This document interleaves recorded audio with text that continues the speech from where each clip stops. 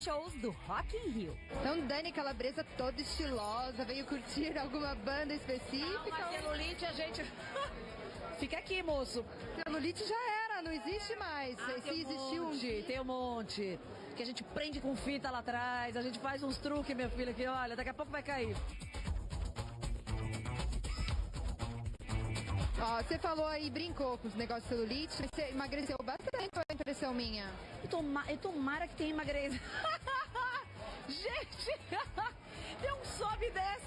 Olha, eu não sei, eu acho. E peraí, meu amigo Hertal, olha aqui, Daniel Hertal, vem dar oi na minha entrevista. Estamos falando de forma física boa, vem e abre um botão da tua camisa. Emagreceu, olha, tá malhando, come de tudo. Tá maravilhosa, hein, querida, graças, é a pele.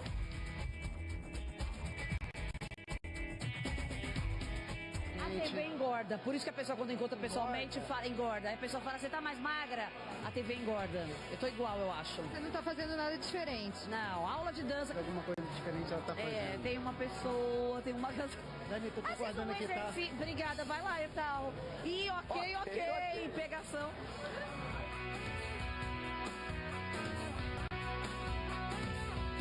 Por falar em pegação, Dani Calabresa não assumiu nenhum relacionamento desde o fim de seu casamento com Marcelo Adnet. Tá solteira, tá comprometida? Solteira, mas curtindo feliz, graças a Deus, minha filha. A pecheca tá feliz.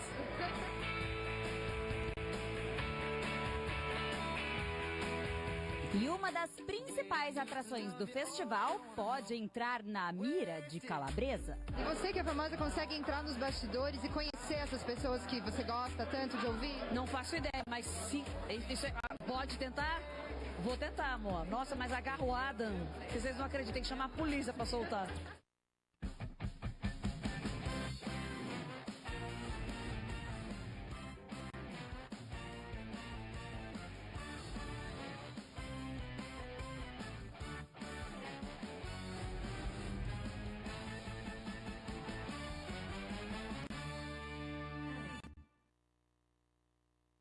A grandiosidade de Mato Grosso virou realidade na sua casa. Está nascendo uma nova TV Pantanal. Uma TV completa, interativa, que leva a informação e traz grandes eventos para você. Um canal entre a cultura mato-grossense e seu povo. Afinal, o orgulho por essa terra deve ser compartilhado através de uma programação diferenciada e regional. TV Pantanal, Canal 22. Mato Grosso está aqui.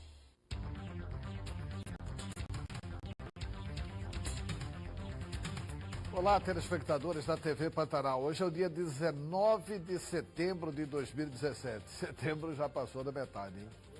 O ano está indo embora.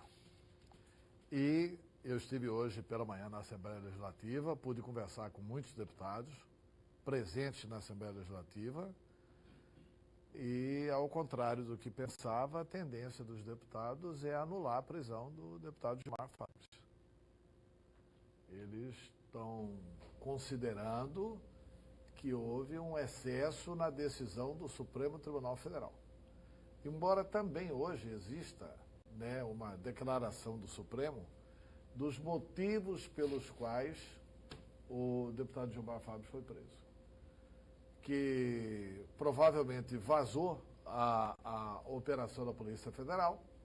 Aliás, desde o dia anterior, existiam aviões da Polícia Federal em Cuiabá, então era evidente que as pessoas sabiam que poderia haver alguma coisa. E a Polícia Federal registra, às 5h30 da manhã, uma imagem no prédio onde mora o deputado Gilmar Fábio. Uma imagem, ele entrando de pijama e chinelo bambolê e carregando uma pasta no elevador e saindo com a esposa dele. E aí, imediatamente sai, e a Polícia Federal considerou que isso foi uma obstrução à justiça, pediu ao ministro do Supremo, anexou as imagens e o ministro do Supremo determinou a prisão. A prisão de parlamentar, eu acho que os procuradores da Assembleia devem estar sendo convocados para dar opinião, mas o que eu percebi conversando com alguns deputados hoje na Assembleia é que é quase unanimidade da Assembleia disposta a revogar a prisão do deputado Gilmar Fábio. E aí, cairia uma interrogação. Tem o Poder Legislativo o poder realmente de revogar a prisão? Tem, De não autorizar a prisão? Professor Lorenberg e professor Haroldo. Senador Antero, professor Haroldo, telespectador, um grande abraço a todos os nossos telespectadores, mas um abraço todo especial à minha ex-aluna, que assiste todos os dias o nosso programa, Maria Rita. Maria Regina, foi minha aluna em 2009, viu, Haroldo? Já tem um tempinho. Tem um tempinho. Já tem um tempinho. Aí volto naquela questão que nós começamos na sexta-feira e retomamos na segunda-feira, se é cabível à Assembleia Legislativa a autorização ou não da prisão de um parlamentar. Eu dizia naquela oportunidade, na sexta-feira, que o correto deveria simplesmente autorizar a prisão. Deveria. O verbo está bem colocado, bem grifado. No entanto, eles vão preferir fazer uma série de coisas. Eu acho um cúmulo do absurdo, Haroldo. Cúmulo do absurdo, se isso que o senador Antero está levantando for verdade, de que parlamentares estão se reunindo para simplesmente desaprovar uma prisão. Se tem provas, se tem argumento suficiente, não cabe a A, ou a B, ou a C revogar ou sair contra uma determinada prisão. Errou, tem que pagar pelo crime. É simples. É exatamente por isso uma das questões que eu levantava de que a delação do Simão Barbosa e a delação do Riva jamais deverá ser fatiada, desmembrada. Corremos o risco de não termos nenhuma punição. Esse é o grande problema. Não adianta nada divulgar as coisas, divulgar o crime, divulgar toda a documentação, se não há punição. É melhor nem divulgar. É melhor voltarmos ao regime militar que não divulgava nada. Opa, tem um general aí pedindo para voltar ao regime militar, o general Mourão, alto lá. Não, mas eu falei O isso. senhor não. Mas eu estou brincando, eu estou falando no sentido de que, ora, é melhor nem divulgar as notícias, é melhor nem divulgar as coisas, porque, olha, o grande problema nosso é não sabermos, até hoje, lidar com a democracia. Lidar com a democracia é perceber que não existe fulano de tal A ou fulano de tal B, porque todos, se cometerem crimes, têm que pagar. É aí que está a questão. Não adianta o cargo que a pessoa está exercendo. Não adianta a conta bancária que a pessoa está exercendo. Mas é o crime. E não tem nada de histórico. Ah, mas a história de vida dele é essa, a história de vida daquele é tal. Julgamento, não se julga a história de vida das pessoas. Julga-se o crime cometido. Se nós quisermos, de fato, passar o país a limpo, se de fato quisermos mudar a história, o curso da história brasileira e de Mato Grosso, não deve ser passado a mão na cabeça de A ou B ou C. Cometeu o crime, tem que pagar pelo crime. E, aliás, eu já vou aproveitar a deixa e, mais uma vez, bater naquela mesma tecla. Essa história de sala especial para prender alguém que tem curso superior é o cúmulo do absurdo. Mas quem que faz a lei? Quem faz a lei é o legislador, aí que está o problema, É quem né? tem curso superior, né? Curso superior. Professor Haroldo. Olá, Antero. Olá, professor Lorenberg. Olá, telespectador. Vamos começar do começo, né? Um deputado só pode ser preso em flagrante, né? Esse é um dos motivos pelos quais o ministro Luiz Fux decidiu, justamente porque o que foi apresentado a ele é um flagrante, vamos dizer assim. Segundo ele, caracterizou estado de flagrância. Estado de flagrância, que para ele é o suficiente. Ele saindo de pijama É. às 5h30 da manhã e com uma pasta. A Constituição Estadual, ela permite exatamente dá abertura para que a Assembleia Legislativa possa votar. Dos 24, 13 votando a favor da soltura, ele acaba saindo lá da Assembleia Legislativa. Agora, convenhamos, né? Quem é que sai às 5h30 da manhã de pijama, chinelo, entra no elevador e pega o Land Rover para ir para um destino que não sabe qual é? Quem é que faz isso? Eu não sei. acho que vai ser um grande teste se a Assembleia, Uma pasta na mão ainda. se a Assembleia soltar o Gilmar. Eu também acho. Eu acho também. Porque o grande teste é o seguinte, o que vai valer? A decisão do ministro do Supremo ou a decisão da Exatamente. Assembleia? O que é que vai valer?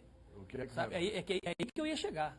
Né? Exatamente aí que eu ia chegar. Porque, veja bem, o ministro do Supremo Tribunal Federal não ia dar dar uma decisão dessa aí, assim, ao léu, gente. Não é possível um negócio desse. Quer dizer, flutua na imprensa a imagem, cenas do circuito interno de vídeo de um condomínio onde ele mora, em que ele entra dentro do elevador de pijama com a sua esposa e de chinelo de dedo e uma pasta na mão às 5h30 da manhã. Quem é que faz isso, professor? Quem é que faz isso, Antero? Fazer caminhada. Fazer caminhada? Pô, você tá bonzinho hoje, né, professor? Fazer caminhada não existe, completamente atípico, não justifica esse tipo de coisa. Vai Sabe? se dentro da pasta não tinha uniforme de educação física. Educação física. Ué. Bom, aí o advogado vai achar, né? Advogado de defesa danado para achar brecha, né? A defesa do deputado Gilmar Fábio diz que ele, normal, saiu da casa dele e saiu com a pasta com a qual normalmente ele sai para trabalhar. Ele sai para trabalhar de pijama. Tá certo. Essa, De pijama, chinelo de dedo. Parabéns, então. essa defesa do... Depois que fecharam aquela exposição no Santander, que a arte virou tudo, né? Tá podendo, agora pode. Entendeu? Sai nu. Vai lá para a Assembleia nu. Não, pelo amor de Deus. Pelo amor de Deus. Gilmar Fábio nu, pelo amor de Deus. Ninguém aguenta, né? Você já quer, né?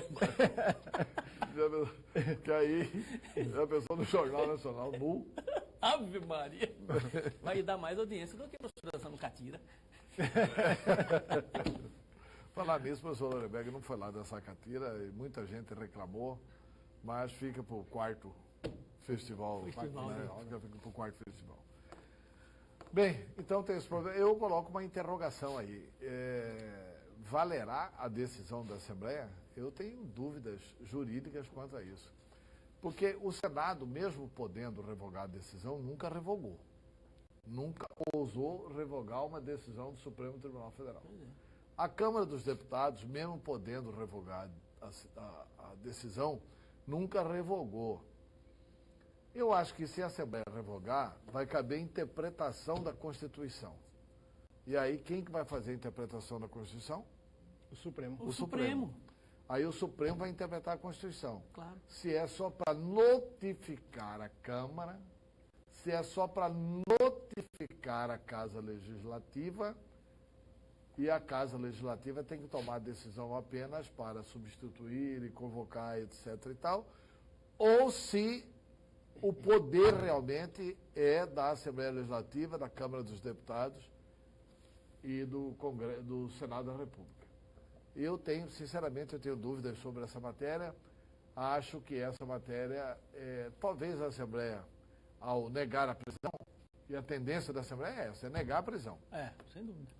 Porque a Assembleia está colocando o seguinte, que seria injustiça com o deputado Gilmar ao não determinar outras prisões. Como, por exemplo, Cidinho, como, por exemplo, de outros figurantes. Se tivesse sido decretada a prisão de todo mundo, eu acho que nem teria essa reação por parte da Assembleia Legislativa. Mas não tendo sido decretada a prisão, eles não estão vendo isonomia nesse tratamento. Principalmente no caso da prisão, de uma possível prisão do ministro Blairo Maggi, né? Não, porque a questão da obstrução de justiça é clara com relação ao Blairo Maggi também. Mas o Cidinho é mais claro ainda. Mais claro ainda. Que foi gravado lá pelo Silval Barbosa. Né? Mas tá bom. Vamos aos outros destaques do programa Opinião. Silval Barbosa depõe como vítima da 7ª Vara Criminal de Cuiabá. Ele revelou extorsão por parte de um jornalista para não publicar matérias contra o governo. Vamos ver também o trecho da delação premiada do ex-chefe de gabinete do governo, Silvio Correia, no qual ele detalha a transação dos 53 milhões de reais para calar o Tribunal de Contas em relação às obras da Copa.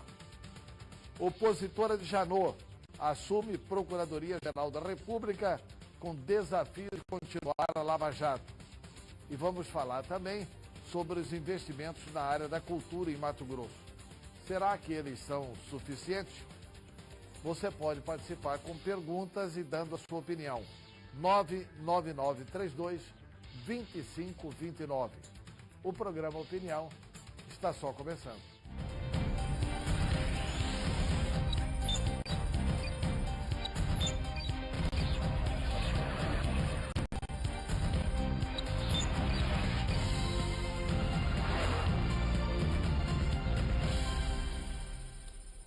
Bem, nós voltamos com o programa Opinião e voltamos com a opinião dos nossos telespectadores. Opinião na tela, por gentileza.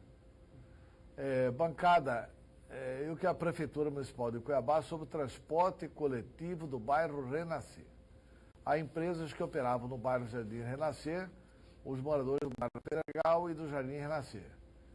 Que, portanto, volta a circular à noite. Porque a Norte e Sul, a mulher estava sentada no assento de ônibus, o banco quebrou com ela, o Valdenilson. Tira Norte e Sul e coloca Pantanal Transportes. Valdenilson.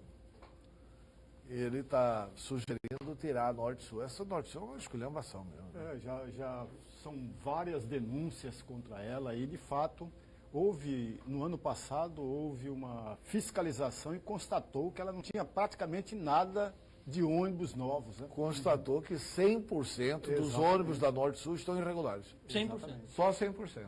Só 100%. Só 100%. Então, a sugestão do Valdenilson está absolutamente amparado por esse laudo de fiscalização. Aliás, mais do que trocar a Norte e Sul pela Pantanal, como ele está sugerindo, nós precisamos cobrar a licitação do transporte coletivo. O mais rápido possível. Já trocaram o secretário, É. o secretário adoeceu para não voltar mais, e ninguém sabe o que vai acontecer. Vamos colocar mais uma opinião na tela.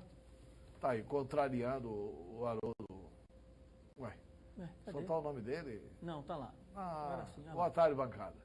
Já dei risada com vocês hoje. É bom para descontrair. Lauzinda. Ou seja, estamos cumprindo bem o nosso papel de palhaço. Muito obrigado, Lauzinda. Mas põe aquela do sonâmbulo aí, que eu estava vendo a matéria aí, mas coloca essa também na tela. Vamos lá? Mais mensagens chegando, por gentileza. Boa tarde. Vocês podiam fazer uma matéria nas praças Ipiranga e Maria Taquara. Duas praças que parecem lixões no centro da cidade. É seu Vanderlei no centro. Faz tempo que eu não passo por aí. Tá sujo mesmo. Tá sujo mesmo. Mas a prefeitura limpa num dia, no dia seguinte tá sujo tudo de novo. Tá. Eu falo mesmo, eu tenho que falar mesmo, entendeu? Não adianta. O poder público não é capaz de fazer tudo sozinho. Não adianta. Você reclama hoje, vai lá, a prefeitura limpa tudo, daqui a 2 dias está sujo tudo de novo. A população tem que aprender a ter educação e civilidade, Antero. Não é possível um negócio desse. Tá entendendo? Não adianta só o poder público fazer a parte dele. Mas você olhou se tem o local de lixo Professor, eu já verifiquei, em frente à Universidade Federal, antes daquela rotatória, estão ligando aqui para mim. Meu Deus do céu. O povo tá brigando comigo, eu falo mesmo. Ó. Antes de ter aquela rotatória. Eu me lembro muito bem disso. Eu dou aula na universidade há 23 anos. Tá, sujo. Demorava, eu via à noite, a época do Mauro Mendes ainda. Limpava tudo, rapaz, tudo limpinho. Eu falei, pô, que beleza, estou limpando tudo aqui. No dia seguinte, eu chegava para dar aula, professor, já estava sujo de novo. Já estava sujo, já tinha papel, copo, é sujo de novo. Quer dizer, sabe, então não adianta. A gente precisa ter civilidade, você, para não jogar papel no chão, sabe? Esse papel que vai entupir a boca de lobo, e vai colocar água parada, que vai dar dengue, que vai dar zika, que vai dar um monte de coisa. Não adianta. Pode-se gastar R$1 bilhão para combater dengue e zika, né? Mas se a população não tiver consciência e civilidade o suficiente para entender que quem faz a cidade é o povo, né? E não somente o poder público, a coisa não vai mudar nunca. Eu concordo com você em gênero, número e grau, tudo. É difícil falar isso num programa de televisão, mas eu falo porque eu acho que é verdadeiro, isso é importante. Mas tem que ver sem lixeira lá. Exatamente. Né? Claro, não também. adianta limpar, o poder público vai lá, limpa e não tem o local destinado para que as pessoas possam jogar o lixo. Não adianta. Porque dependendo do lixo, Haroldo, não dá para você colocar na sua bolsa e sair. Não dá para você colocar na sua carteira e sair. Ou no bolso. Né? Não Sim, dá. sem dúvida. É preciso também que a prefeitura distribua. Aliás, eu tenho andado nas praças públicas, o que não tem de lixeira não está escrito. Quando tem, O fundo está sem. Não tem fundo. Porque quebraram a lixeira. Não, Haroldo, porque veja bem, você vai colocando lixo, eu já disse isso uma vez aqui, vou repetir. Não tem um intermediário entre a praça e os carros que pegam lixo. Isso significa dizer o quê? Que aquela lixeira pequena, ela entope, aí vem a chuva. Essa chuva pesa aquele negócio. Pesa lá e, quebra o fundo. E acaba com o fundo. Essa que é a questão. Então é preciso que o poder público também tenha cuidado com a lixeira. Sem dúvida. Bem, vamos lá, tem mais mensagens chegando aí. Vamos colocar na tela. O Gilmar Fabres sabe muito. E seus pais estão com medo dele abrir o bico por ser o primeiro a ser preso. Alberto. Tá aí a justificativa do Alberto pro... Agora coloca essa aí. Coloca essa que o Sebastião tá discordando do professor Haroldo. Antero, o homem é sonâmbulo. KKKK. Tá vendo? Sebastião. Explicou. Né? Sonâmbulo. Fazer o quê, né? Está explicado. Ou seja, o professor Haroldo tem que convencer os Fux, né? Tá, vamos lá, tem uma outra mensagem chegando, vamos colocar na tela. Algo a ser acrescentado à discussão. Os deputados já estão com a imagem bastante arranhada. Há uma situação da paciência da população com relação aos políticos, principalmente depois das filmagens divulgadas. Eles terão coragem de votar corporativamente com a população na porta da Assembleia protestando? A conferir, Ricardo. É o Ricardo Freitas. E mais uma vez tem razão, né? Tem razão. O ano que vem nós temos eleição. Se eles terão coragem? Terão. Terão coragem. O ano que vem teremos eleições e os deputados serão candidatos à reeleição. Primeiro que eu acho assim, que, aliás, tem um movimento que vai se reunir agora, o movimento Reage Mato Grosso, 60 entidades estão convocando uma reunião, isso foi uma iniciativa da Ordem dos Advogados do Brasil, e tomara que o movimento comece a se reunir. Primeiro que não tem data para a Assembleia apreciar isso. Segundo que essas informações precisam primeiro chegar à Assembleia para que a Assembleia possa presenciar isso. Terceiro que, como não tem data, como não tem sessão marcada, os caras vão ficar de plantão lá na Assembleia? Não vão. As pessoas têm mais o que fazer, têm que trabalhar. Então, eu não sei não. Agora, eu não desconfio da falta de coragem, não. Eu não desconfio da falta de coragem. Eu também não. Olha, quem tem coragem Eles vão. de fazer o que fez... Isso aí é... Tem coragem de votar qualquer negócio, professor. Né? O cara já está no inferno. Né? O cara já recebeu não sei, uma flechada a mais para São Sebastião. O que acontece? Não alterar nada. Não alterar nada. Já tá no inferno. Um tapa mais na cara do capeta. Acabou. Bora. O ex-governador Silval Barbosa voltou a depor na 7ª Vara Criminal de Cuiabá. Desta vez, na condição de vítima. Ele revelou ter sofrido extorsão por parte de um jornalista. Veja a reportagem de Ieda Magossi. O ex-governador Silval Barbosa chegou à 7ª Vara Criminal acompanhado de um policial e de um de seus advogados. Essa é a primeira aparição pública de Silval Barbosa depois da divulgação do conteúdo da delação premiada. Esse é o segundo interrogatório do ex-governador na Operação Liberdade de Extorsão, que apura crimes de cobrança de propina por parte de jornalistas do Grupo Milas de Comunicação, junto a políticos e empresários. Neste depoimento, Silval Barbosa afirmou ter sido extorquido pelo empresário Antônio Carlos Milas. O seu Antônio Carlos passou a me procurar insistentemente, não só a mim, mas também o Vanderlei Faquete, um amigo, no qual nós tínhamos adquirido uma propriedade, na época, do conselheiro Antônio Joaquim. E o Antônio Carlos sempre falava, tanto para mim, que não era só aquilo, as irregularidades que ele tinha conhecimento dentro do governo, mas especificamente naquele momento, que ele queria recursos do governo, ou meu, ou do Vanderlei, para não publicar as matérias no jornal que ele é proprietário. Continuou a insistir que tinha mais matéria, que conhecia, de mais que o governo cometia de errado dentro do governo, alguns ilícitos, e prometia publicar. No primeiro depoimento, o ex-governador Silval Barbosa negou ter sofrido extorsão por parte do empresário de comunicação Antônio Carlos Milas. O ex-governador admitiu que teria sofrido pressão e que o empresário teria pedido R$100 mil para não prejudicar o governo de Silval Barbosa, com a publicação de reportagens sobre corrupção.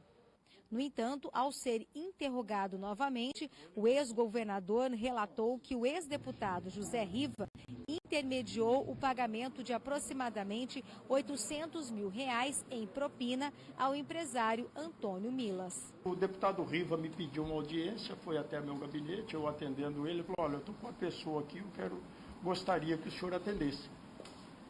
O Antônio Carlos falou, não, mas é bom, me atende, insistiu muito. E insistiu com o intuito que eu fizesse um acordo com o Antônio Carlos. Eu não tinha nada contra o Antônio Carlos, nada contra a sua família, nada contra o jornal dele, e ele achava que era importante, tanto para o governo, também ali, para um bom entendimento que tinha também com o Legislativo, e acabei atendendo o Antônio Carlos. Na época ele me pediu R$1 milhão para não publicar mais. Eu sei que acabamos fazendo um acerto, ficou em torno de R$700, R$800 mil. De acordo com Silval Barbosa, os pagamentos foram feitos em cheques parcelados pelo ex-chefe da Casa Civil, Pedro Nadaf. Foi pago às vezes de 50, às vezes de 100. Naquele momento, passou alguns dias, chamei o Pedro Nadaf, incumbi e determinei, Pedro, você tem que me ajudar a resolver isso aqui, que a partir de agora fiz um compromisso. E quero pagar isso aqui para não ser mais importunado com essa situação. E o Pedro Nadaf andou ele andou pagando também, e eu quero dizer para a senhora que a maioria, ou todo esse pagamento, ou a maioria dele foi pago, tudo com recursos que vinha vindo de propina das empresas que eu relatei. Ao final da audiência, o advogado de defesa de Antônio Carlos Milas criticou o depoimento do ex-governador e disse que vai pedir à Justiça a anulação. É absolutamente nulo. Por quê? Porque ele mentiu, porque ele falou a verdade? Não, não é nada disso. Ele já tinha dado um depoimento. Ele, tecnicamente, é considerado nesse processo como vítima de extorsão. Quando ele celebra um acordo que tem conhecimento pode ser rescindido, ele disse uma outra versão como colaborador. A juíza, sem requerimento do Ministério Público, sem requerimento de nenhuma das partes, perguntou em outro processo, não no nosso, se ele sabia desse suposto esquema. E pela força da colaboração, no outro processo, ele disse, sim, eu sei, foram R$700 a R$800 mil de esquema. Muito bem. A própria juíza, também sem parte nenhuma pedir, trouxe o depoimento dele da Sodoma para esta operação. De ofício, sem ninguém pedir nada. Por quê? Porque ela tinha visto uma outra versão. Eu perguntei a ele, o senhor está dizendo a verdade? Ou o senhor está falando por força do contrato que assinou? E ele me respondeu, por força do contrato que eu assinei, estou aqui entregando o meu depoimento no Ministério Público Federal. Ou seja, esse depoimento é absolutamente viciado, porque a juíza já sabia o que encontrar. Teses e teses, né? Agora, 2 pontos aí a serem considerados. Primeiro ponto que é triste ver que determinados setores agem assim na imprensa.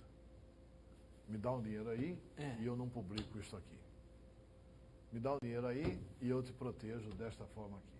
Isso é inaceitável no jornalismo, isso macula a atividade do jornalista e eu acredito o seguinte, que a crítica é criticável.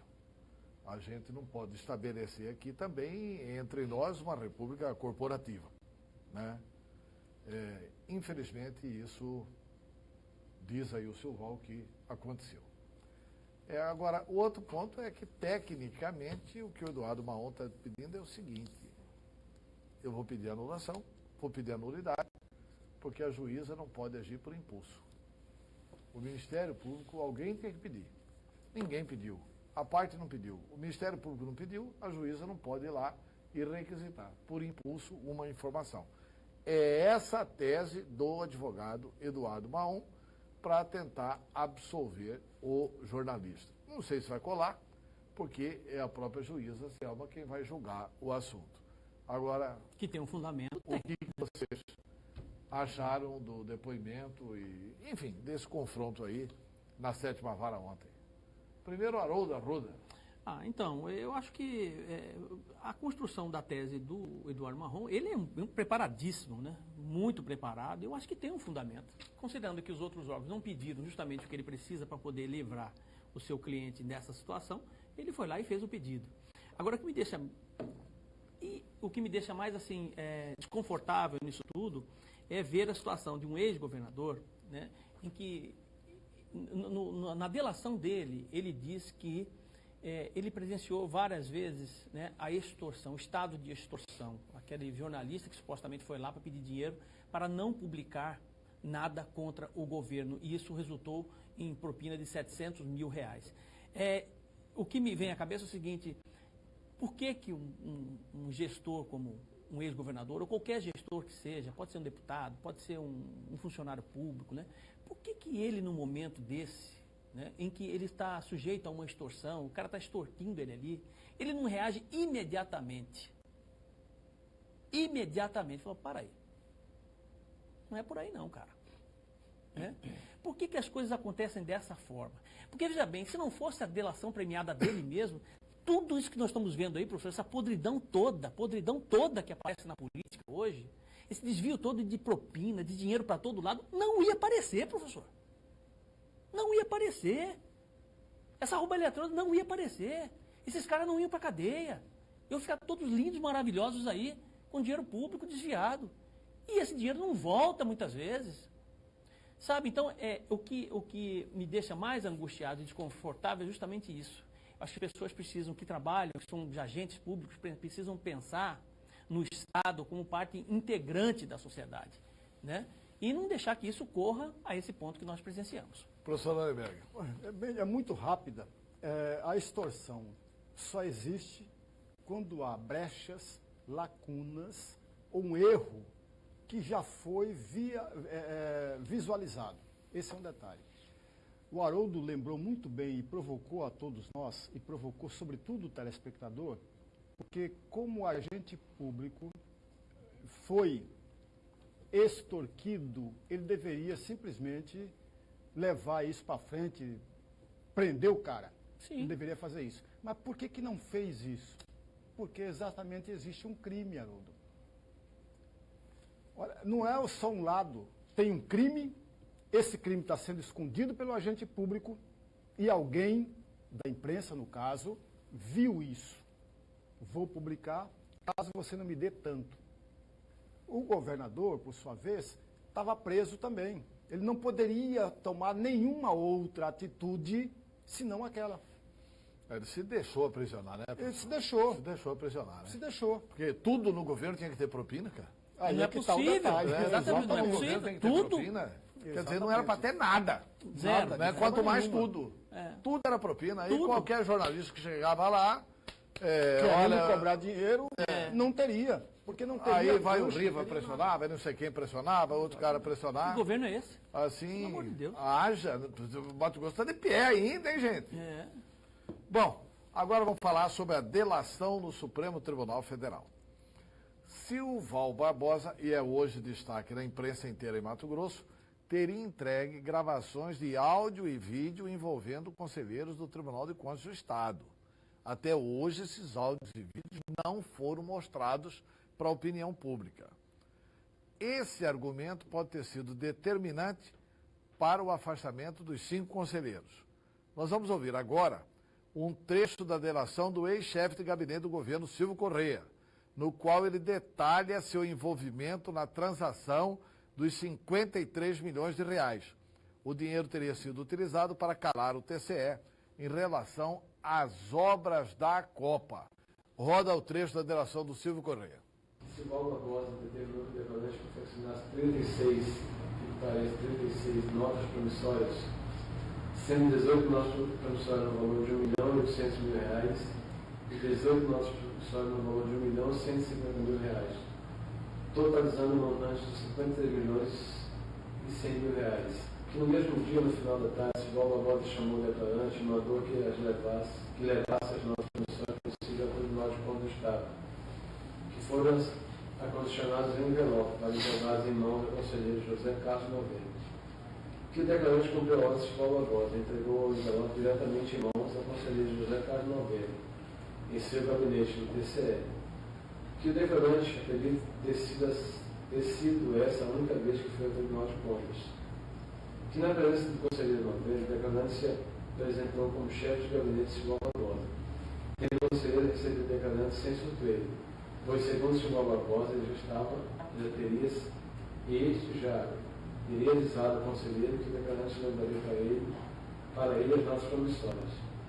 Que o declarante somente entregou o envelope com as notas promissórias logo foi embora do local. Somente no ano de 2014, o declarante veio a tomar ciência nos bastidores do governo, não se lembrando de qual forma que essa dívida existia entre Sival Barbosa e o conselheiro do TCE, ocorreu por conta de uma exigência dos conselheiros do Tribunal de Contas do valor de R$53.100.000, para que fosse por eles viabilizada a exame da conta, ou seja, para que o Tribunal de Contas de Mato Grosso não criasse tecido no tocante à realização dessas obras. Que mesmo tendo ciência de tal fato, não obteve conhecimento de detalhes, assim não sabe dizer quem eram os conselheiros que exigiram esses pagamentos, nem como a forma que tais pagamentos foram efetuados, com quais recursos e quem os efetuou. Veja que nessa declaração o Silvio complica aí, neste caso, exclusivamente o conselheiro Novelli. Né? Ele fala que ele foi recebido pelo Novelli e que entregou os documentos que seriam a nota promissória. Posteriormente, na delação do Silval, eu só estou acrescentando uma informação para a melhor análise dos meus colegas aqui de bancada, professor Lorenberg e professor Haroldo. Posteriormente, na delação do Silval, o que acontece? O Silval vem e diz, o Sérgio Ricardo pegou duas daquelas notas promissórias, as quais eu já havia pago, e contratou o advogado Ricardo Almeida para cobrar aquelas notas promissórias. O advogado Ricardo Almeida cobrou, eu expliquei que não devia, e o advogado desistiu do assunto. O advogado Ricardo Almeida parece que já depôs. E falou, olha, eu fui contratado para cobrar a nota promissória, quando eu vi que não tinha lastro, desisti. Agora, nós estamos chegando perto do fim do mundo, né? As pessoas fazerem propina com nota promissória e contratar advogado para cobrar. Olha aqui, senhor, você não pagou a propina aqui em dia. Não vou pagar seu honorário. Professor Lorenberg e depois o professor Haroldo. Mudou a profissão, né? É cobrador ao invés de ser advogado. Mas um detalhe é preciso observar. Eu sempre acreditei que existiria outras coisas dentro da delação do Sival Barbosa que ainda não foi publicada. Mas se não me falha a memória, nós tivemos aqui umas 2 semanas atrás, Haroldo, e você, por favor, me ajude. O Roberto Turim esteve aqui e ele disse, com todas as letras, se eu não estiver muito enganado, ele disse que não, a delação do Sival Barbosa é exatamente aquela que foi publicada. Ele disse em um determinado momento exatamente isso. Eu fiquei um pouco decepcionado, porque eu esperava muito mais da delação. Ainda que o conteúdo da delação que foi publicada não seja muito rico. Mas faltaram outras coisas. Para mim, continua faltando os outros 3 conselheiros. Continua faltando o Walter Albano, continua faltando o Valdir Teis e continua faltando o Antônio Joaquim. No episódio dos 53 milhões. Do episódio dos 53 milhões. Sim, o governador Sival Barbosa fala com muita clareza de que ele conversou com o Sérgio Ricardo e com o Novelli. Só. Mas ele também deixa muito claro na delação que o dinheiro, os 53 milhões, foram distribuídos entre os 5 conselheiros. Que quem disse isso é ele? Ele que disse, o Silval Barbosa. O Silval Barbosa diz isso porque o soube Novelli, pelo Novelli e pelo Sérgio Ricardo. E pelo Sérgio Ricardo. Em nenhum momento ele fala, eu estive com o Walter Albano. Não, ele não diz isso. Porque em nenhum momento ele esteve com o Valdir Teix. Em nenhum momento ele fala, eu estive com o Antônio Joaquim. Isso é verdade, mas a gente não pode perder de vista que não são apenas as notas promissórias. São cheques e também tem a terceira modalidade de pagamento dos 53 milhões, que é o aumento do orçamento do Tribunal de Contas do Estado. São 3 modalidades para pagar. E ele afirma, inclusive, que isso foi encaminhado para que fosse pago, inclusive, na área de TI, da tecnologia de informática, que dá, inclusive, o nome da empresa, Gendoc. Exatamente. Né? Que prestava serviço à própria polícia. E só para rememorar o seguinte, a Polícia Federal esteve, no dia da operação que teve na Assembleia, esteve também no Tribunal de Contas. E no outro dia voltou no Tribunal de Contas e ficou o dia inteiro no Tribunal de Contas, onde? Na TI. Exatamente. Na TI. Que é justamente lá que é justamente o lugar que o Silval Barbosa falou que tem. Então eles estão indo atrás de documentos para ver se comprovam o que o Silval falou. Olha, por favor, professor, por favor, complementar. pode continuar. Nesse caso específico aí da transação de 53 milhões relacionado ao Tribunal de Contas do Estado, eu acho que não só nesse, mas nos outros, né, que são provindos todos da delação do ex-governador Silval Barbosa, necessariamente as provas precisam aparecer. Senão a gente fica vagando em suposições. Precisam aparecer e nesse caso me parece que está mais fácil. Você tem cheques, você tem promissórios, você tem uma série de documentos que podem realmente apontar para isso. E pelas informações agora tem imagem também. Exato, por uma caneta espiã. Uma caneta espiã. Onde eu ia Exatamente. chegar, né? Uma caneta espiã que provavelmente vai apontar gravações, imagens também dessa suposta transação. Eu acho que uma vez que nós tenhamos esse material em mãos, aí fica mais fácil, né? É isso. Nós vamos para o intervalo agora e voltamos. Um instante só.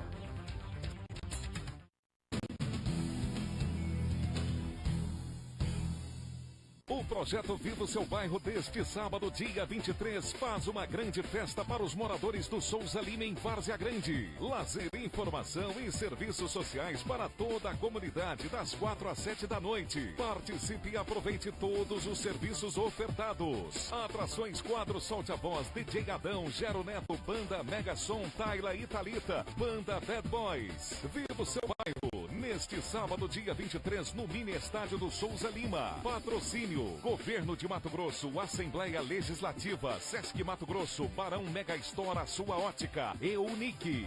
Realização Jornal A Gazeta.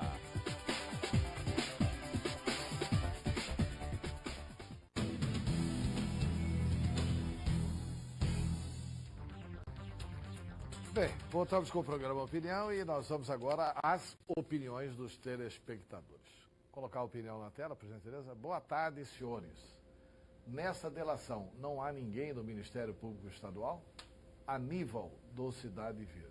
Essa que é a pergunta. Essa é uma boa pergunta. Não está faltando nada na delação do Silval Barbosa? Tem 2 anexos que não foram divulgados. E as cartas de crédito? Pois é, bem provável que apareça alguém. A gente não pode perder de vista que o Silval Barbosa é naquele tempo. Mas, professor, se não tem no do Silval Barbosa, bem provável que tenha no do Riva. Não, é quase impossível não ter na do Silval Barbosa. Do Silval Barbosa. Por que teriam 2 anexos que não foram divulgados? O que é que constaria nesses 2 anexos? Sabe o que é, professor? O quê? Não, o que vai ter nova operação. Vai. Depois da nova operação é que eles vão divulgar. Não fala isso que o povo que está envolvido vai sair tudo correndo. Não fala. Não saíram da primeira vez, cara. Agora a Polícia Federal faz a operação 30 dias depois da delação. Dessa aí já vai dar 60 dias depois, mas essa não pegou Rolex, não pegou dólar na casa de gente aí. De gente aí, pois é. Que euro? estava esperando. Euro. A turma é chique, mestre. Chique, mestre. Vamos colocar aí mais opinião na tela, por gentileza. Olá, Antero. Sou da opinião que políticos envolvidos em denúncias só não se reelegerão se a justiça impedir. Para todos os efeitos, eles são os mais santos e inocentes do mundo. Tudo foi armação do bandido delator. Abraço, José Carlos, morador da rua 24 de outubro. Ô, Zé Carlos, meu amigo de infância. E ele está coberto de razão. Seu viu? colega, professor universitário. É. Grande professor de física. Uhum. José Carlos de Arruda e Sá. E ele tem razão. Né? Arruda, né? A compra de voto tá aí, meu. Arruda. Se não tiver nenhum impedimento... Ele tem razão legal, o seguinte, primeiro, assim, ele está quase dizendo assim, até a solução é a gente trocar de povo, né? Não, porque... Trocar de povo? Não, porque se for reeleger porque não dá todos pra esses atender, malandros, a gente tem que trocar de povo. É. Aliás, saiu uma pesquisa hoje que o Lula lidera. Ele subiu 4 pontos agora. Depois das últimas revelações do Palocci. Palocci falou que o Lula é bandido, tamo junto, tamo com o Lula. É nóis. É nóis. É nóis. Brincadeira, ele tá liderando. Então eu acho que o Zé Carlos tem razão. Eu acho que o Zé Carlos tem razão. Grande amigo Zé Carlos, saudade enorme dessa convivência. Quero mandar um abraço para a dona Iraci, para J. Márcio, irmão dele, para Joilce, irmã dele, que mora no Rio de Janeiro, e para Joaci, minha querida amiga também de infância, aliás, muito mais amiga da minha irmã. Elas foram colegas e amigas de Helena Maria, minha irmã. E eu fui colega e amigo do Zé Carlos, lateral direito ruim do Canarinho, e J. Márcio, que não jogava absolutamente nada. Muito obrigado pela participação, Zé Carlos, um grande abraço. Vamos aí, tem mais mensagens chegando. Boa tarde, bancada. Peço a vocês pedir para a Guarda Municipal fiscalizar a rua Fenelon Milha, porque o pessoal estaciona na faixa amarela, atrapalhando o trânsito. Maria DVG. A rua Fenelon Milha é aonde, Maria? Só responde isso para nós. É em Várzea Grande ou é em Cuiabá? Várzea Grande. Várzea Grande, Várzea né? Grande. Então tá, mais uma mensagem na tela, por gentileza. Boa tarde. Gostaria que vocês fizessem uma matéria no balneário da Ponte de Ferro. Está um abandono, sucateado. Foi gasto mais de 2 milhões de reais de dinheiro público jogado no ralo, Orlando. Eu fui lá na campanha, quando fui candidato a vereador na eleição passada, eu fui lá. Realmente está abandonado. Ou está abandonado? Abandonado. Chega a dar tristeza o negócio, sabe? Olha, mato tomando conta e tudo, ali um lugar tão bonito, sabe? Falar em abandonado, eu vi uma matéria ontem que cortou o coração. O dono do Cote do Paris, essa matéria foi divulgada na nossa co-irmã, a TV Centro-América. E, aliás, eu gostaria até que fizéssemos essa matéria aqui, para a gente comentar essa matéria, só que fizéssemos, inclusive, eu quero com a entrevista do secretário da cidade. Aparece o Cote do Paris, o que é? Um proprietário de um terreno em Várzea Grande, lá da área do Paris, doou ao Estado 5 hectares. O Estado já gastou em torno de 8, 9, 10, 12 milhões naquela obra. Está lá iluminação construída, iluminação colocada, cadeiras colocadas na arquibancada, o vestiário inteiramente destruído, arrancar banheiro, isso e aquilo, as traves já foram arrancadas, o gramado já queimou tudo. E agora, porque nessas doações de terreno, tem cláusula de reversão. O cidadão doa o terreno ao Estado, com compromisso do Estado, em 4 anos, 5 anos, construir ali a finalidade para a qual aquilo foi doado. O Estado não construiu. Aí ele entrou na Justiça, pediu o terreno de volta. Está no Poder Judiciário. E o dono do terreno disse que o Estado não está se defendendo, dizendo o seguinte: não, o Estado foi lá, fez uma defesa, mas o Estado não foi enfático em dizer que quer aquilo para terminar o investimento, etc. e tal. Isso é um absurdo que o governador Pedro Táxi deixe acontecer isso. É um absurdo que o secretário das cidades deixe acontecer isso. Até porque o secretário das cidades, historiador, conhecedor do nosso Estado, já deu o nome desse Cote do Paris de Cote Rubens dos Santos. Esse é o tipo da obra que não dá para queimar 12 milhões, 13 milhões, 14 milhões. Por isso que eu digo, a corrupção é grave? É. Mas a incompetência é tão grave quanto a corrupção. Manter essas obras paradas é gravíssimo. Isso custa ao Estado de Mato Grosso. E o Estado não tem coragem de tomar decisão. E parece que agora está fazendo corpo mole para a Justiça devolver o Cote do Pari para o diretor proprietário. E ele falando, e aí a gente tem que arrumar trator para derrubar tudo isso aqui. Olha, é preciso urgentemente a gente fazer essa matéria lá, é inaceitável. E a culpa não é do ex-governador Silval Barbosa. Não, pelo amor de Deus. Aliás, estava tudo parado quando o governador em campanha disse que iria terminar as obras da Copa. E, aliás, no primeiro ano disse que terminaria no primeiro ano.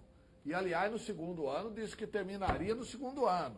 E agora vai fazer corpo mole, deixa para lá. Ah, não dá. Esse é dinheiro público, gente. Esse dinheiro não é do governador Peltax, não é do governador Silval, é dinheiro do povo de Mato Grosso. E é financiamento que o Estado já está pagando. E resta saber está pagando quanto. Não dá para aceitar isso. Nós vamos colocar mais opinião aqui na tela, por gentileza, rapidamente. Bom dia, concordo com o professor Haroldo. As pessoas têm que ter mais educação. Modo vem de berço. Peterson, de Vaza Grande. Obrigado, Peterson. Está aí a concordância com o professor Haroldo Arruda. Vamos à matéria agora, Tá. Opositora de Rodrigo Janot, Raquel Dodge assumiu ontem a Procuradoria-Geral da República, com o desafio de dar continuidade à Operação Lava Jato. Ela é a primeira mulher na história a ocupar o cargo. Reportagem da Rede TV News. Ao lado do presidente Michel Temer e dos presidentes da Câmara e do Senado, todos investigados por supostamente terem cometido atos de corrupção, Raquel Dodge começou o discurso dizendo que tem a missão de garantir que ninguém esteja acima da lei. O Papa Francisco nos ensina que a corrupção não é um ato, mas uma condição, um estado pessoal e social, no qual a pessoa se habitua a viver. O corrupto, diz ele, está tão fechado e satisfeito em alimentar a sua autossuficiência que não se deixa questionar por nada nem por ninguém. Disse que a população não aguenta mais corrupção e reafirmou o compromisso de combate a fraudes. É uma tarefa necessária, que exige de nós coragem. O país passa por um momento de depuração. Os órgãos do sistema de administração de justiça têm no respeito e harmonia entre as instituições a pedra angular que equilibra a relação necessária para se fazer justiça em cada caso concreto. O presidente Michel Temer, que indicou Raquel Dodge, reforçou o discurso de harmonia entre os poderes. Toda vez que há um ultrapasse dos limites da Constituição ou dos limites da lei, verifica-se um abuso da autoridade. Porque a lei é a maior autoridade no nosso sistema. Não é sem razão que a Constituição estabelece que o poder não é nosso, mas é do povo.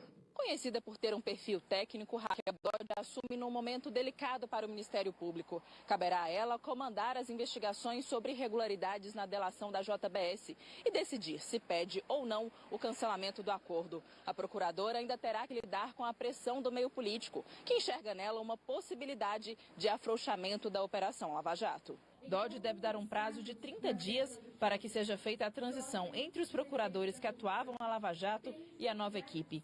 4 novos integrantes já foram anunciados, mas alguns procuradores que já faziam parte da força-tarefa devem ser mantidos. No meio jurídico, a independência da nova procuradora foi ressaltada. As pessoas, quando chegam nessas posições, elas vivem para a sua própria biografia. Elas não vivem para prestar favores. E acho que quem é alçado a um cargo desse, é claro que pode ter reconhecimento pela autoridade que nomeou, mas o compromisso é com o país e não com a autoridade. Quer dizer, essa coisa patrimonialista de ficar devendo favor não existe dentro de uma democracia, dentro do espaço público. Raquel Dodge faz parte do Ministério Público há 30 anos e ganhou notoriedade ao conduzir a Operação Caixa de Pandora, que investigou um esquema de corrupção no Distrito Federal que acabou com a prisão do então governador José Roberto Arruda. Ela ficou em segundo lugar na lista de indicados ao cargo de procurador-geral e mesmo assim foi indicada por Temer. Raquel Dodge ficará 2 anos no comando da PGR. Alguém quer fazer alguma observação sobre Não, a primeira mulher na Procuradoria? Só rapidamente, a fala daquele ministro, esqueci o nome dele, é perfeito. Barroso, né? É perfeito, eu acho que é bem isso mesmo. Eu não posso acreditar que seja diferente, né? Uma pessoa que chega nesse ponto, ela realmente vive para a sua biografia, né? Ou seja, né? Porque ela vai construir ali para ela, né? No sentido de crescimento, de conhecimento. Porque ela está há 30 anos no Ministério Público e não deve favor a ninguém. Não deve favor a ninguém. Ela é concursada do Ministério Público, né? Ela deve favor ao conhecimento dela. Exatamente. Ela passou no concurso e está há 30 anos na instituição. Exatamente. Né? E também acho muito difícil ela querer realmente conspurcar a biografia dela com ações que não elevariam a biografia dela. Terminar o seu mandato, ela vai aposentar e vai perder todo esse tempo que ela passou lá. Mas tem 2 itens que eu gostaria de chamar a atenção. Eu já chamava a atenção em outros itens do discurso e da posse da nova Procuradora-Geral da República. Dois itens que são importantíssimos. O primeiro deles, ela não falou da Lava Jato, o Antero está coberto de razão, não falou em nenhum momento da Lava Jato, mas falou muitas vezes sobre o combate à corrupção. Mas tem um outro detalhe que passou despercebido por toda a imprensa, mas é importantíssimo. Ela fala de direitos humanos, Haroldo. Ela fala. Direitos humanos. Do meio ambiente, direitos dos índios. E dos índios. Olha, isso é um ponto altamente elogiável, porque o papel da PGR não é apenas o combate da corrupção. Deve ter irritado muito o Nilson Leitão. Muita coisa, né? Nem dormiu. Meio ambiente e direitos índios e os direitos humanos. Ora, se o nosso telespectador lembrar bem ou voltar ao livro de história, vai perceber que o símbolo da democracia antiga, da democracia ateniense, era a ágora. Era a reunião em praça pública, discutir tudo sobre a cidade. Qual é o maior símbolo da democracia hoje que temos? Moderna ou pós-moderna? Direitos humanos. Você não discute democracia sem a figura do símbolo maior da própria democracia, senão direitos humanos. Intervalo e voltamos.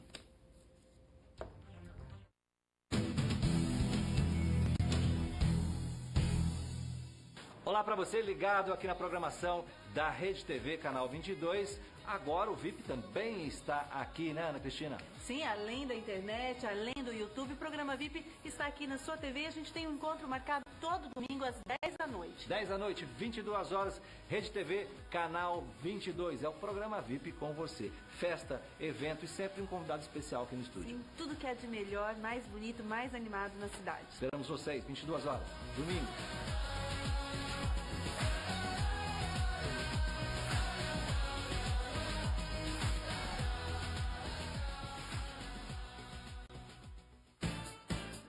Programa VIP. Oferecimento. Linha Força com Pimenta da Bioextratos. É hora de seu cabelo crescer e brilhar. Unimed Cuiabá. Cuidar de você. Esse é o plano. E Orlean Cuiabá. Grife de revestimento de paredes e tecidos. 2129-5409. Orlean, revestimento de parede e tecidos. A marca mais desejada por arquitetos e designers de interiores. Padrão internacional. Cenário de cinema. Orlean, revestimento de parede e tecidos. Tendências e lançamentos traduzidos em coleção exclusiva. Porque se você fosse um papel de parede, você seria um Orlean. Avenida Isaac Póvoas, 1337. 65 21 29 5409. Bem, voltamos com o programa Opinião e com a sua opinião. Mais uma vez, não vai dar tempo de mostrarmos aqui a matéria sobre a questão da cultura, que fica para amanhã. Mas vamos voltando aí com as opiniões dos telespectadores. Na tela, por gentileza. Praça Ipiranga tem limpeza o dia inteiro. O povo não colabora. Henry do CPA 2. Tem um senhor que varre sempre. Está aí o testemunho do Henry do CPA 2. O Haroldo já tinha falado aí, então ele está certo, concordando com o professor Haroldo. Vamos lá. Na tela, boa tarde, bancada. Essas praças de Cuiabá deveriam ser cercadas, como no Rio e São Paulo. Arrumar praça para virar moradia de drogado, ambulante, etc. Adelson. no Rio de São Paulo também está cheio de praça que vira moradia drogada, né? Muitas. Tem mais mensagens chegando. Muito obrigado, Adelson, pela mensagem. Um grande abraço. O Adelson é um grande amigo meu também, lá do Areião, da Coronel Escolástico. Conheço alguns telespectadores aí de nome. Coloca aí na tela, por gentileza. Boa tarde a todos. O ponto de ônibus mais caro do Brasil. Fabrício de Várzea Grande. Várzea Grande também chiando com relação ao ônibus lá. O ônibus não é problema só aqui, é lá também. Lá em Várzea Grande ali. Alta, hein? Uma boa pauta. Eu acho que continua. Tem que continuar. Inclusive agora, ele está muito reclamando que ele pode estar ameaçado de morte. Né? Ele ficou com medo de morrer na prisão, né? Não. E agora, lá dentro já estava perigoso para fora. Agora não adianta mais matar, que ele já falou, né? Então não adianta mais matar. Mas ele tem muita coisa. Mas como são muitos alvos... tem muita coisa. Né? Tem muita gente que pode matar, porque aí tem que dividir a pesquisa em...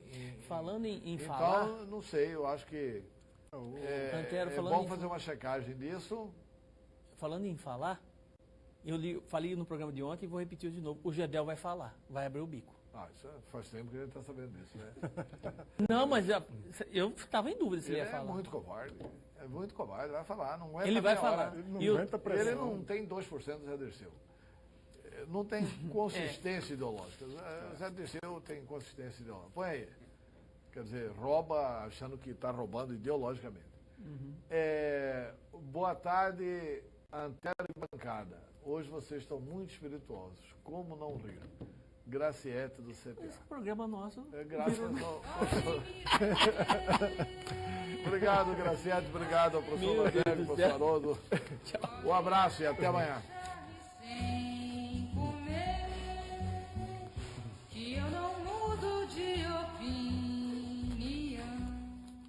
Informação e promoção são sempre bem-vindas para quem gosta de estar bem informado e fazer economia. Acesse a loja virtual Gazeta Digital, www.lojagazetadigital.com.br. São 24 horas com as melhores promoções e assinaturas todos os dias. Central de atendimento, troca de senhas, troca de endereço para entrega, impressão de segunda via do boleto e circuito Gazeta de Vantagens. Esqueceu o endereço? Acesse o portal Gazeta Digital. Clique no link da loja Gazeta Digital e pronto. É só aproveitar. Grupo Gazeta. É nosso. É daqui.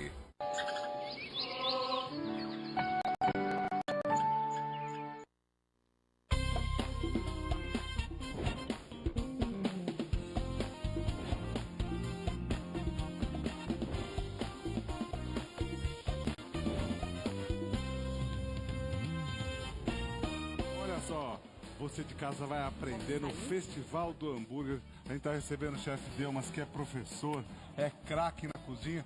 O pessoal liga lá e fala, professor é o Delmas, então eu vou fazer o curso de hambúrguer. Ele escreveu as receitas da melhor forma possível. São vários tipos de carne que a gente vai usar. Tem um mix de carne especial. Antes de mais nada, obrigado pela sua presença. É sempre um prazer te receber aqui. Obrigado porque mais uma vez. A gente aprende, quem está em casa aprende. Hambúrguer para o pessoal fazer no final de semana. Sim. Nós vamos fazer 2 tipos de hambúrguer aqui, né? E hambúrguer bom, bem feito. O hambúrguer tem que ter um padrão bom e tal. Um com carnes. Uma mistura de carnes. Pra você que faz sempre o hambúrguer, fala assim, você vai lá e pega pega a carne, patinho e faz. Dá pra fazer? Dá. Mas você vai fazer um mix. O pessoal que quiser fazer um hambúrguer diferente em casa, vai conseguir fazer. E hambúrguer mesmo é de carne, né? Hambúrguer é de carne. Mas eu não como carne, não sei o que. Tudo bem, tem. Não, tem alguns outros hambúrgueres para fazer. Como nós vamos fazer um de cogumelo. E como você lançou o desafio para mim, quando a gente acabar nossa culinária, eu vou fazer outros hambúrgueres diferentes. Diferente. Posso fazer ou não? Não, claro. Pode fazer? Claro, e com certeza vamos para a receita que todo mundo vai querer fazer em casa. Depois tem hambúrguer de carne diferente, tem um hambúrguer com carne de porco e um hambúrguer de frango com linguiça. Ótimo. Vai ficar bom, ficar bom. Com certeza. Vamos lá, vamos começar aqui. Vamos lá. Bom, Edu, esse primeiro que eu vou falar para vocês é um hambúrguer que ele é um blend. Tá. É um blend que inclusive consta no nosso curso lá, certo? Que é um blend de fraldinha. Então tem fraldinha moída. Fraldinha moída, o ideal é moer junto, tá? Carne para hambúrguer se moe uma vez só. Uma vez só? Moe uma vez só, cara. Primeira dica, moe uma vez só. Isso. Não tem aquela história de moer duas, que o costume do brasileiro, para quem não sabe, não está acostumado, é moer duas vezes a carne. Uma vez só. Fraldinha, hambúrguer é monstro, né? Fraldinha, então? Fraldinha, miolo de acém. Miolo de acém. E peito, que foi moído junto, né? Peito. Miolo de acém e peito bovino, peito. Tá. E gordura do peito. Que tá aqui junto, a gordura já tá misturada aqui nesse do meio aqui. Isso. Então tem, vamos repetir, fraldinha. Fraldinha, miolo de acém, peito e gordura do peito. Eu vou misturar aqui. Carnes de fácil acesso. Aqui é só misturar. Só misturar tudo. Perfeito. Certo? Então, essa mistura a gente faz. Isso. Tem dois aqui, só separa pra mim, por favor. Eu vou aquecer, a panela do hambúrguer, ela tem que estar quente também? Sim. A panela do hambúrguer é a que você tem que, quando você coloca o hambúrguer na gordura ali, você tem que ouvir aquele... Então já vamos ouvir o daquele ali. Ó. Então aqui tem os 3 tipos de carne e um pouco da gordura. Exato. 30% eu coloco no hambúrguer, tá? Então 30% de gordura, você pode pedir, vai no supermercado, vai no açougue, pede para fazer desse jeito. Você que está acostumado a fazer sempre o hambúrguer com uma carne só, faça essa mistura do Delmas que eu tenho certeza que vai ficar delicioso. Vai ficar bom. E todo mundo vai querer fazer, convidar os amigos, ou para fazer até para vender, que essa é a nossa dica também. A gente sempre incentivar as pessoas nessa crise, sair da crise, fazer uma coisa gostosa. E bem feita. Pro pessoal em casa. Se você tem a preocupação de fazer um negócio bem feito, tenha certeza que vai dar negócio. Vai dar certo. Vai dar certo. Então faça com carinho, faça uma receita boa como a que a gente vai fazer. E depois eu tenho certeza que você vai ter sucesso. Exato. Aí tem uma grande dúvida. O pessoal coloca sal antes. É melhor colocar o sal só depois? Boa pergunta. Bom, a questão de colocar sal antes na carne é de sorar a carne, né? De que ela pegue muito líquido. Exato. Edu, eu vou falar a verdade para você. O ideal é você colocar o sal ali na hora quando você já está trabalhando com o hambúrguer, na chapa. Certo? Isso é o ideal. Mas, na chapa, então. Exato. Tá. Mas coloca de um lado, depois você vira o hambúrguer e coloca do outro. Perfeito. Mas pensa você também que a sua hamburgueria, hora que entrar num ritmo forte, você estiver fazendo aí 300, 400 hambúrgueres por dia, isso, fazendo bem feito, vai dar negócio, vai virar isso. Aí, como é que você vai temperar na hora? Você colocar 40 hambúrguer na chapa? É difícil. É complicado. Em casa, o pessoal pode usar ou uma frigideira, ou usar essa frigideira... Pode usar essa grelhada aí, essa né? que tem tipo uma grelha. Você coloca azeite aqui? Eu coloco manteiga clarificada, que já... Eu ia colocar o azeite, ó. Não, é melhor manteiga clarificada, eu vou te explicar por quê. Pra ficar aquele dourado. E porque ela tem um ponto de fumaça superior. Ela aguenta mais... Ela aguenta mais a chapa. Melhor. Entende Quem isso? quiser fazer com azeite em casa, pode fazer? Quem quiser fazer com azeite, pode fazer. Principalmente em casa. Ou com óleo. Principalmente em casa que você vai fazer uma quantidade menor, mais rápido. Por que bater o hambúrguer desse jeito que você está fazendo na mão? Eu estou tirando um pouco do ar. Mas não muito. Não, tirando o máximo que você conseguir. O ar entre as carnes que eu juntei, certo? Aquela história de você fazer como você faz a almôndega, muitas vezes você vai e aperta muito. A carne pode ficar seca. Exato. Se tiver pouca gordura. E o aro que estava aqui? O aro sumiu. A Cidinha deve ter pego. O aro deve estar passando. Tá aqui, o aro tá aí? Tá aí, o aro tá aí. Pronto. Ó. Quem quiser fazer com o aro, pode fazer. Ou sem o aro, ó. Vou fazer sem o aro. Porque às vezes mostra o aro que eu faço sem o aro. Vai. Mostra com Colocou no aro. O aro é bom, já coloquei aqui, tá? Azeite. É bom que você passe um azeite no aro, para que depois você consiga retirar com facilidade o hambúrguer, certo? Fabi tem pergunta já? E a gente está à disposição sua de casa, para o jovem que acompanha a gente, está começando a cozinhar, tem muitos vai jovens. fazer pra vender, faça um bom hambúrguer que vai dar negócio, você vai fazer bem. A de São José dos Campos é justamente para poder vender. A Cecília, ela quer saber se ela fizer uma quantidade grande de hambúrguer, ela pode congelar?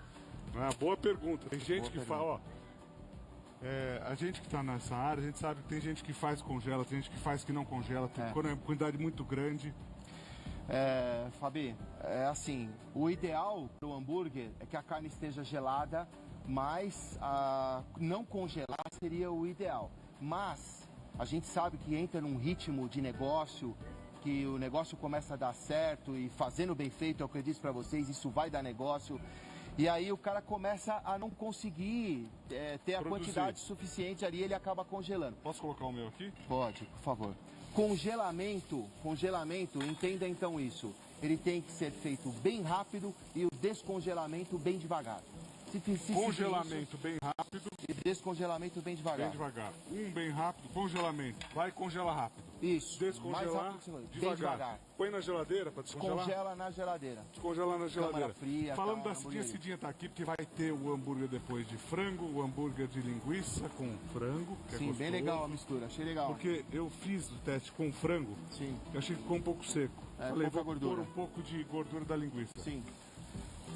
Aí, na hora da chapa, ó, quem tiver aquela chapinha do... Dá pra fazer frigideira antiaderente. Dá pra fazer. Dá pra fazer, tranquilamente. Sabe uma outra coisa que eu faço, Edu? É fazer uma pressão no centro do hambúrguer aqui, ó. Porque o hambúrguer, você leva ele pra cocção, ele reduz. Faz no meu também, pô. No meu hambúrguinho ali. Ó. O meu é pequenininho, mas não tem a Não, mas é bom que o seu não vai ficar tão legal e aí eu ganho. É o que sobrou da carne.